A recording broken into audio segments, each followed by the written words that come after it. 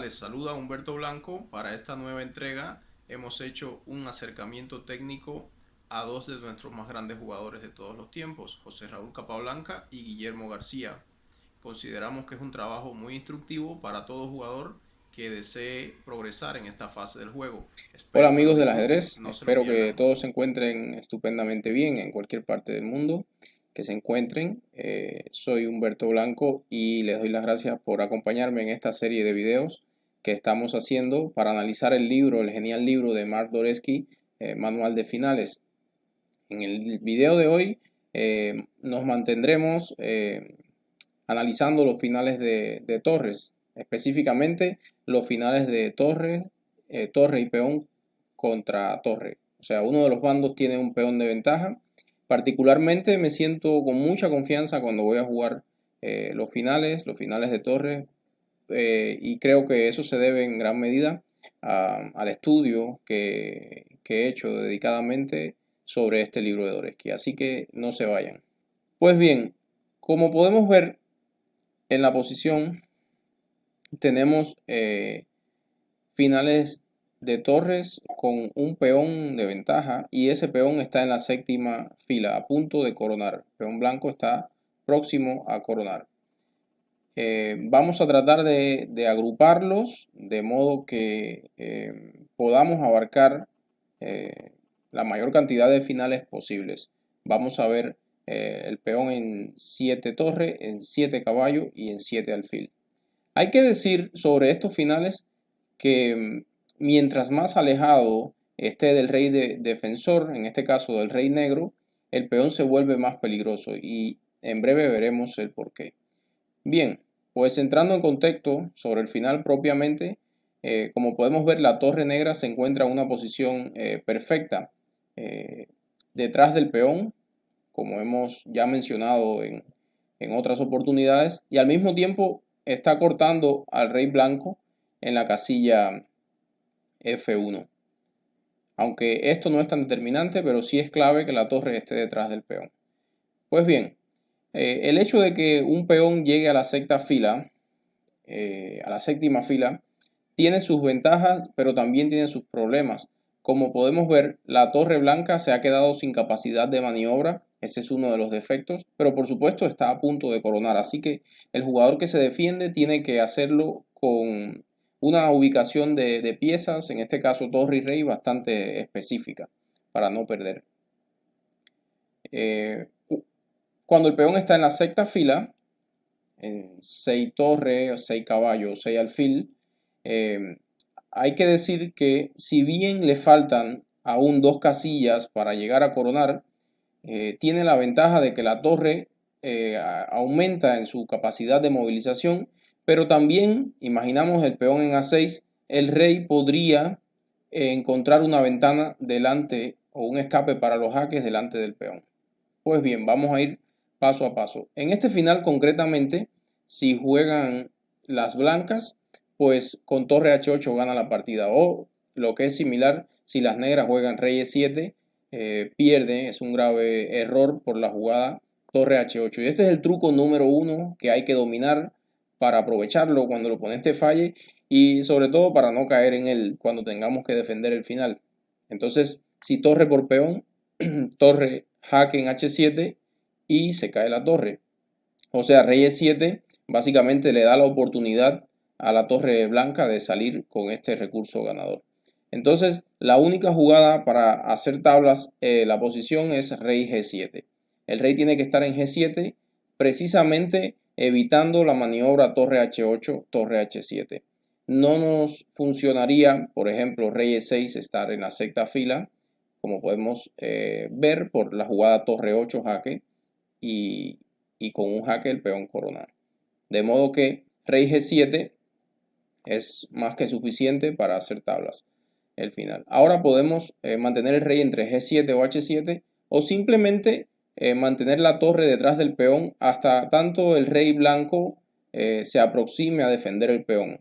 Hay que decir que el plan con blancas para intentar un progreso sería llevar el rey hasta B6 y eventualmente liberar la torre, pero vamos a mostrar, la torre puede dejar de cortar al rey, rey D2, torre A1, rey C3, torre A6, siempre detrás del peón, por supuesto, rey B4, torre A1. Ya cuando el rey se va alejando, se va acercando al peón, hay que tomar medidas y mantener la torre lejos, aplicar el método de la efectividad lejana y mantener la torre muy lejos del rey.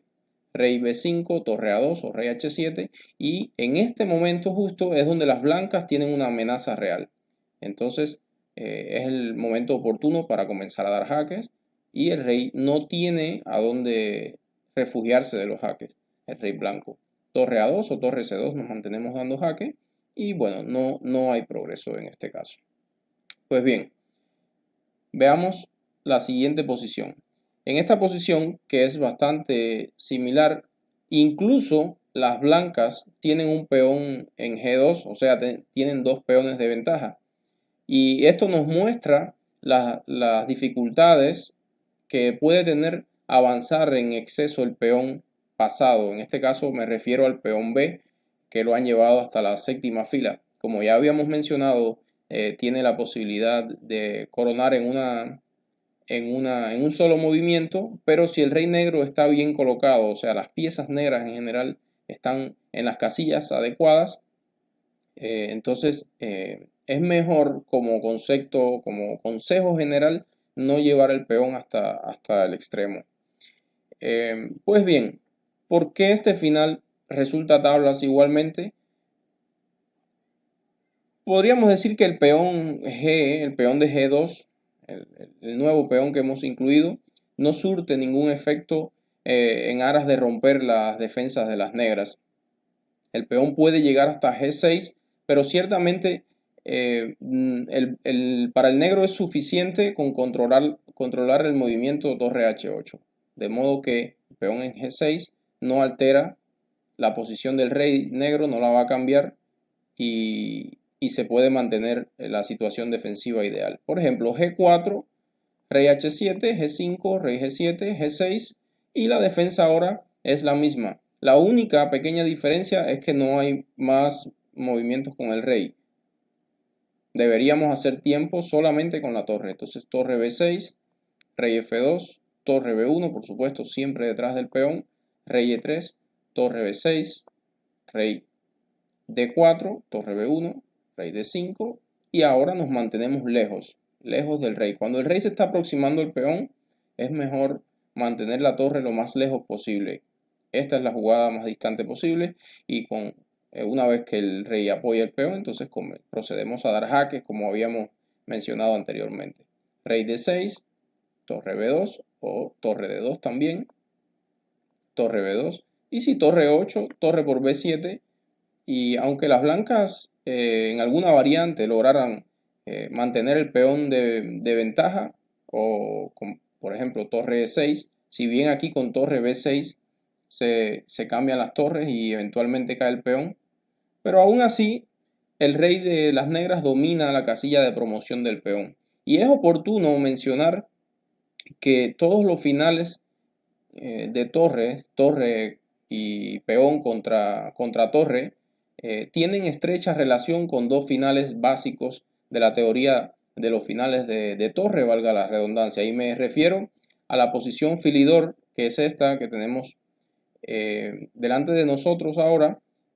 Las blancas poseen un peón en D5, pero el negro con el rey en D8 domina la casilla de promoción del peón, la torre cortando al rey en A6, en H6, y bueno, es un final conocido de tablas.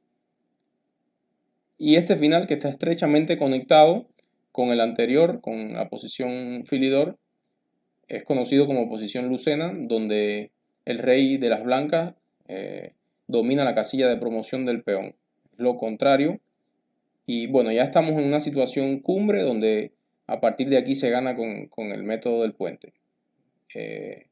Si no conocen estos dos finales, que son, digamos, de los más básicos, vamos a estar haciendo un video próximamente para explicarlo. Pero creo que todo jugador que tenga ya cierta experiencia en ajedrez, sobre nivel de 1900, 2000, por poner un número, incluso menor, seguramente conocen perfectamente cómo proceder en estos casos. Pues bien, en el siguiente ejemplo podemos ver que el peón de G lo corrimos una fila hacia la izquierda, o sea, lo convertimos en un peón alfil. Y podremos ya sacar conclusiones de qué va a pasar. Bueno, realmente cuando hay un peón alfil, esto sí consigue alterar la disposición defensiva de las negras. Con el mero avance del peón F4, no necesita el blanco realmente la ayuda del rey. F4, rey H7, F5, rey G7 y F6 jaque. Ahora resulta que si rey H7 el peón avanza y corona, y si rey F7 volvemos al recurso inicial, torre H8, torre por B7 y torre H7. Pues bien, como conclusión, podemos decir que cuando el peón está en séptima y el rey es poco frecuente, ¿no? Porque podría darse el caso de que el rey no llegue a tiempo a la séptima fila o específicamente a las casillas H7 y G7, pero si este es el caso, entonces tenemos un patrón de finales muy bien definido. Entonces, vamos a tratar ahora de complicarlo un poco más. Y es cuando el peón está en la sexta fila. El peón en la sexta fila, esto permite a las blancas, en este caso, una ventana en B7 o delante del peón para el rey. Sería la proyección de las blancas, el plan de las blancas para progresar en el final. Ya sabemos que B7, avanzar el peón, es un grave error y sabemos por qué. Entonces, las negras, sin embargo, también tienen sus recursos defensivos. Fíjense que el peón no está todo lo distante del rey negro que se podría. Me refiero a que en el caso del peón A, que es la posición entonces Bancura, conocida como la posición Bancura, que es en definitiva o realmente a dónde queremos llegar, entonces el peón. Pues bien, y aquí tenemos un ejemplo de la práctica que recoge el libro de... Pues bien, aquí tenemos un ejemplo de la práctica que recoge el libro de Dvoretzky. Y en esta posición, donde podemos observar familiaridad con los finales que hemos visto, la situación es un poco más complicada porque hay más peones, lo que es frecuente en las partidas. Pero de ahí lo importante es conocer estos finales básicos. Por ejemplo, las negras jugaron H por G3 y las blancas responden H por G3, dos signos de interrogación. Y las negras aquí tienen un recurso genial para conseguir las tablas G4, admiración con tablas. Gracias a que el peón está en la séptima fila, en este caso. Fíjense, la torre en la posición defensiva ideal, detrás del peón y el rey también en G7, donde no permite el recurso de torre H8. La idea de G4 es simple, eliminar el peón F, que es el peón peligroso. Peón por peón, si por ejemplo rey G2, pues bueno, incluso torre C2 recupera un peón, peón por F3. Y en todo caso, el peón caballo ya vimos que no ayuda a sacar el rey de G7, a mover el rey de G7.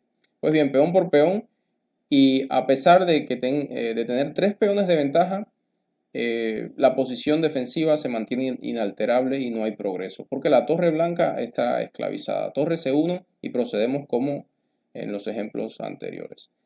Pues bien, este es un resumen en cuanto a los peones o al peón de ventaja en la séptima fila.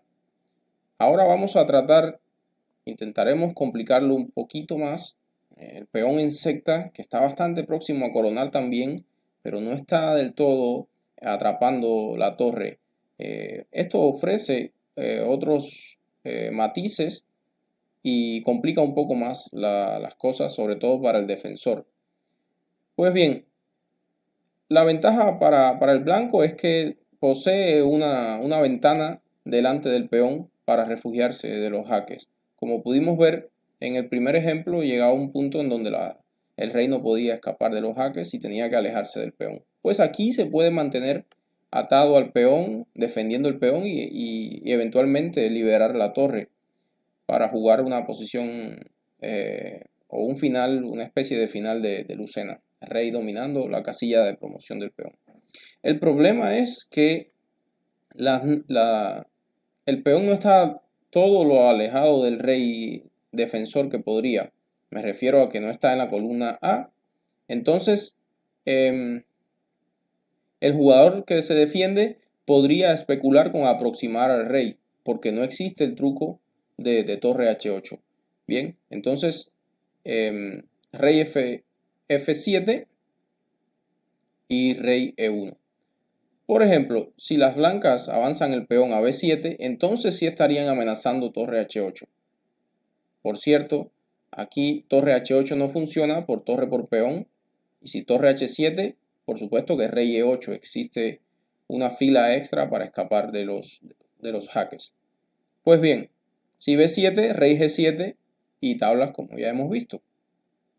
Las blancas juegan rey E1 y rey E7. Rey E7 amenaza la jugada rey D7 y de hecho, aunque se juegue B7, rey D7, ya no hay tiempo para regresar a la casilla G7, pero sí para acompañar a la torre en la captura del peón. No funciona torre H8 porque el rey estaría muy cerca. Sin embargo, este recurso no funciona cuando es peón A. En esta misma situación existiría torre H7 y torre por A7, de modo que cuando el peón está en la columna A complica mucho más las defensas. Y ese es el final o la posición de Bancura, que es necesario dedicarle otro capítulo, otro video para explicarla con detenimiento. El estudio de Bancura, que es este que tenemos en pantalla, y es el próximo video que vamos a hacer. No obstante, antes de terminar, me gustaría que viéramos otro ejemplo que he utilizado en la práctica con amigos y con alumnos también, y para comentarle algunas curiosidades de este final. Por supuesto, la primera jugada tiene que ser torre B2, colocar la torre detrás del peón. Entonces, el rey blanco está más próximo al peón, avanzan con rey G4.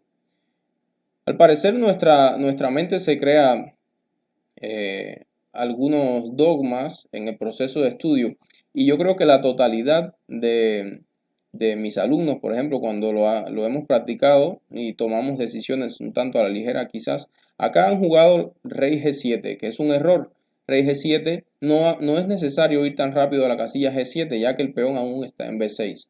Esto permite la entrada del rey blanco por F5, rey F5, y a rey F7, torre B7 jaque, y el rey tiene que ir a la octava fila, lo cual es muy delicado, muy complicado y muy pasivo en los finales de torre. Ir a la octava fila. Rey E8, rey E6, y ahora mismo por la presencia del peón en B6 no es posible rey D8. Si rey D8, torre B8 jaque mate. Entonces el rey blanco viene a D6, C7, quizás B8, y poco a poco se va coordinando para liberar la torre y avanzar el peón además. De modo que aquí, después de rey G4, es suficiente con rey G6, evitando rey F5, rey F4 y, por supuesto, si B7, ahora es el momento de jugar rey G7 con tablas, como ya conocemos. Pues bien, rey G6, rey F4 e inclusive aquí rey F6, admiración, estamos a un paso de la casilla G7. O sea, si el peón avanza a B7, al parecer nos toma a mitad de camino con el rey, no vale rey E7 por torre H8, pero rey G7 llega justo a tiempo. Entonces rey F6, rey E4 y rey E6. Y de este modo, después de B7, con rey D7, pasamos a la posición similar a la que habíamos visto anteriormente. Torre H8, torre por B7, torre H7 y rey C6 con tabla. Pues bien, una vez más, decirles que las cosas se complican un poco más cuando el peón está en la columna A y en la sexta fila. hemos tratado de hacer un resumen sobre el final de torre y peón contra torre. Bien, peón en séptima fila, un tanto alejado del rey, y también en la sexta fila. Espero que les haya sido útil y que les haya gustado el material, y bueno, nos vemos en la próxima. Hasta luego.